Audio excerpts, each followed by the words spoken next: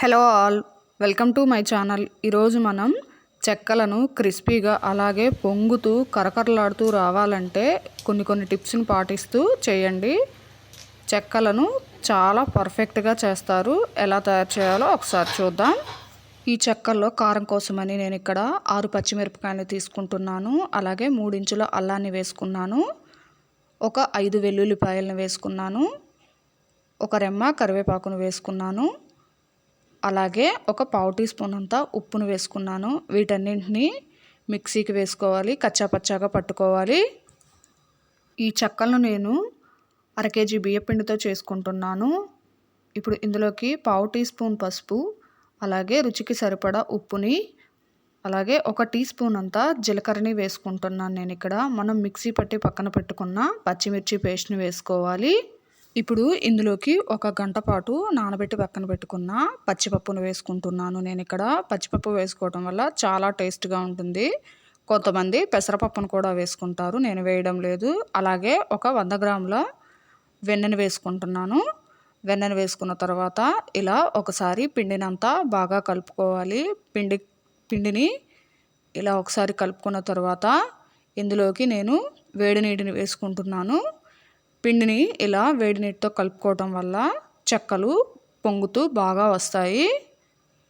ఇలా పిండి అంతటిని కొద్దిగా నీళ్ళను వేస్తూ కలుపుకోవాలి. నేను పిండిని ఇలా 2 ముద్దలుగా చేసుకున్నాను. ఎందుకంటే పిండిని మొత్తాన్ని ఒకే ముద్దగా కలుపుకున్నట్లయితే మనం ముద్దల్ని చేసుకొని చెక్కల్ని ఒత్తుకునేలోపు గట్టిగా అయిపోతుంది పిండి అంతా. అందుకోసం కొద్ది పిండిని ఇలాగ చిన్న ఉండల్లాగా చేసుకొని పక్కన పెట్టుకోవాలి. ఇప్పుడు మనం పక్కన పెట్టుకున్న బాల్స్ని ఇలాగా పూరీ ప్లేస్ సహాయంతో చిన్న చెక్కలుగా ఒత్తుకోవాలి. లేదంటే మీరు చేతితోనైనా కానీ చేసుకోవచ్చు. పూరీ ప్లేస్తో చేస్తే చాలా పర్ఫెక్ట్గా వస్తాయి. ఇలా వీటన్నింటినీ ఒక న్యూస్ పేపర్ మీద వేసుకోవాలి. మొత్తం ఒకేసారి చేసుకోకూడదు, ఎందుకంటే డ్రై అయిపోయినట్లు ఉంటాయి, విరిగిపోతాయి. కాబట్టి స్టవ్ ఆన్ చేసుకొని కడాయి పెట్టుకొని చెక్కలు మునిగేంత నూనెను వేసుకోవాలి. ఇప్పుడు మనం చేసుకున్న చెక్కలను ఇలా ఒక అట్లకాడ సహాయంతో ప్లేట్లోకి వేసుకోవాలి. నూనె బాగా డీప్ ఫ్రై అయిపోయింది కాబట్టి చెక్కలను వేసుకుంటున్నాను. వేసిన వెంటనే కదపకూడదు, ఇలా 1 నిమిషం పాటు అలాగే ఉంచాలి. ఇప్పుడు వేరే వైపుకు టర్న్ చేసుకొని కాస్త చెక్కలను ఫ్రై చేసుకోవాలి. ఇలా అన్ని చెక్కలను సమానంగా ఫ్రై చేసుకోవాలి. చెక్కలు ఇలా బాగా కలర్ చేంజ్ అయ్యి ఫ్రై అయిపోయాయి కాబట్టి వీటిని ఒక ప్లేట్లోకి వేసేసుకుందాము. చెక్కల్ని చేసుకునేటప్పుడు ఎప్పుడైనా కానీ మంటను మీడియం ఫ్లేమ్లో ఉంచుకోవాలి, లేదంటే మాడిపోయినట్లుగా అవుతాయి, అంత టేస్ట్గా ఉండవు.